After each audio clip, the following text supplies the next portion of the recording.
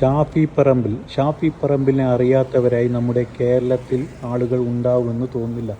കാരണം നമ്മുടെ പാലക്കാടിൻ്റെ മുത്താണ് ഷാഫി പറമ്പിൽ. നമുക്കൊക്കെ അറിയാം, അദ്ദേഹം പാലക്കാടിൻ്റെ MLA ആയിരുന്നു. അവിടെ ഒരുപാട് നല്ല പ്രവർത്തനങ്ങൾ കാഴ്ചവെച്ചിട്ടാണ് അദ്ദേഹം ഇപ്പോൾ വടകരയിൽ വന്നിട്ട് MP സ്ഥാനത്തേക്ക് മത്സരിച്ചത്. പാർലമെൻറ്റ് സ്ഥാനത്തേക്ക് അദ്ദേഹത്തിൻ്റെ മുഖ്യ എതിരാളിയായിരുന്നു നമ്മുടെ ശൈലജ ടീച്ചർ.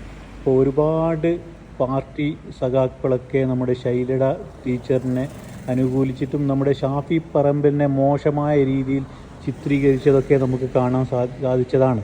അപ്പോൾ ഷാഫി പറമ്പിലിനെ ഒരുപാട് ആളുകൾ ഇങ്ങനെ കുറ്റം പറഞ്ഞ് നടക്കുന്നത് ഒരു ദുഃഖവാർത്ത തന്നെയാണ്.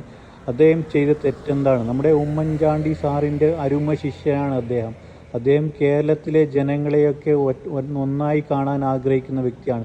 നമുക്കൊക്കെ അറിയാം, പാർലമെൻറ്റിൽ പോയി ഇപ്പോൾ പാർലമെൻറ്റിൽ നമ്മുടെ കേരളത്തിന് വേണ്ടി അദ്ദേഹം കേരളത്തിന് വേണ്ടിയിട്ടും പ്രവാസികൾക്കൊക്കെ വേണ്ടിയിട്ടും നല്ല രീതിയിൽ സംസാരിച്ച് കൊണ്ടിരുന്ന വ്യക്തിയാണ്. നമുക്കൊക്കെ അറിയാം, ഷാഫി പറമ്പിലിനെ പോലെയുള്ള വിദ്യാഭ്യാസമുള്ള യുവാക്കളെ നമ്മൾ പാർലമെൻറ്റിലേക്ക് തിരഞ്ഞെടുക്കേണ്ടത്. അപ്പോൾ ഷാഫി പറമ്പിലിന് എല്ലാവിധ ആശംസകളും നേരുന്നു.